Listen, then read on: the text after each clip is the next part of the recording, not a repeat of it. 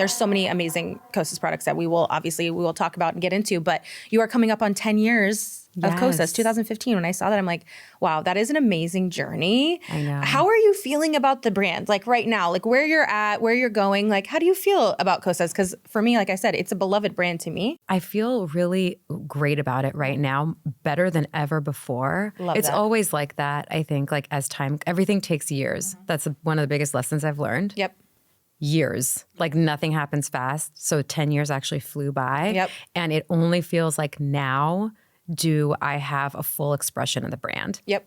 We just launched KOSAS in the Middle East. That was the first time that I saw it. Like really that the whole, like the entire brand was represented. Yeah.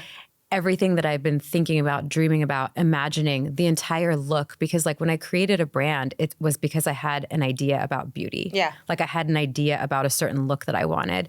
And there's a lot of products that go into doing that. Yeah. And it takes time to create. You have to build it brick by brick. You know, it's not, we weren't ever going to come out with like 500 products at once. Yeah.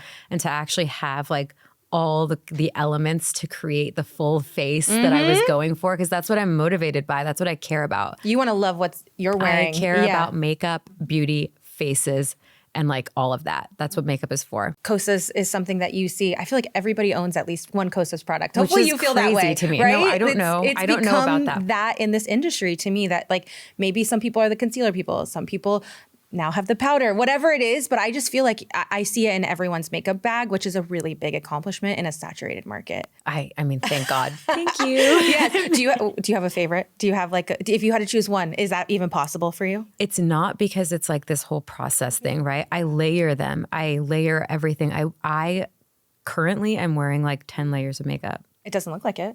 That's the whole, that's the magic it looks of so KOSAS. effortless, like cool girl beauty. But it's not. It's a lot of effort, because effortless is an aesthetic. That is also one thing that I've learned. Yeah. Like nothing is actually effortless in life.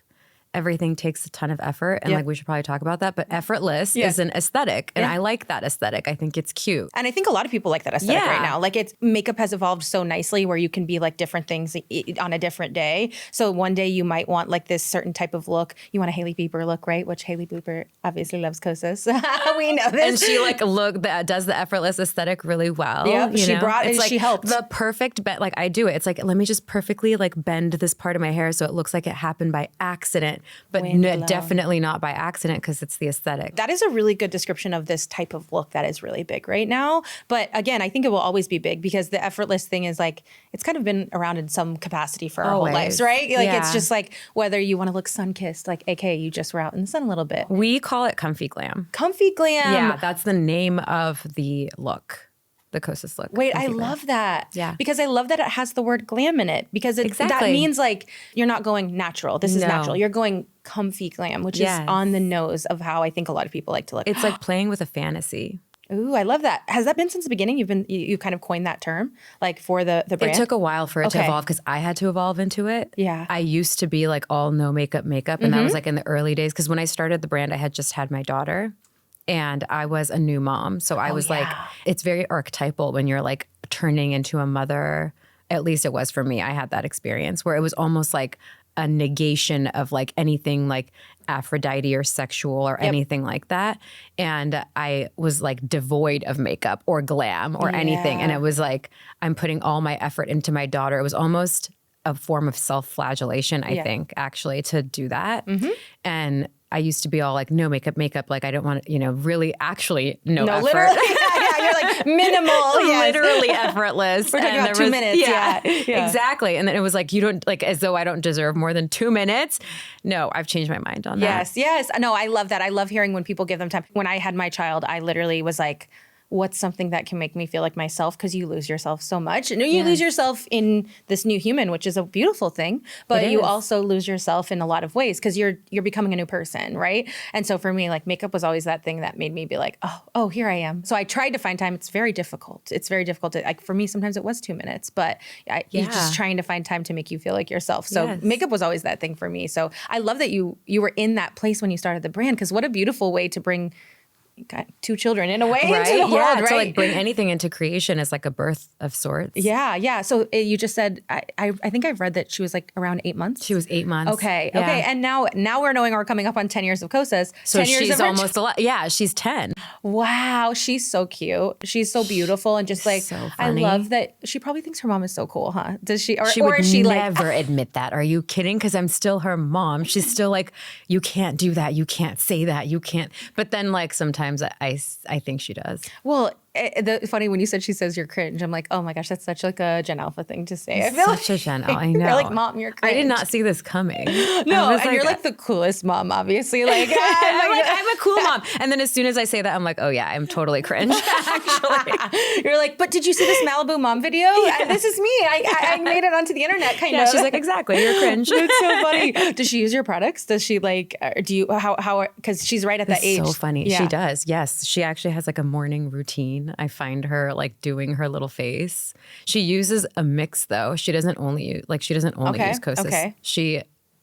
She's like, Mom, I gotta spread my wings. I gotta try a few and different I'm fine. things. I think that's great. Yeah. I think she should. Yeah, she's playing around. I mean, They're that's also following trends like at the same time, you know. Yep. There's almost like this like look that whole generation has. It happens with every generation, obviously. They like find their beauty she mark. needs to kind be of. a child of her generation, and that means like she wants to use other brands too. Yeah, I was about that age when I first started like really getting into makeup. I would steal my mom's, out of her little makeup bag. So I can't imagine what it's like to have someone who is. She steals mine too. She does. Yeah, you're like, I will give it to you. Just find me. I know, but there's something so exciting about stealing makeup from your mom's. Stealing, right? It's like how she wants to eat off my plate. It's exciting. You're like.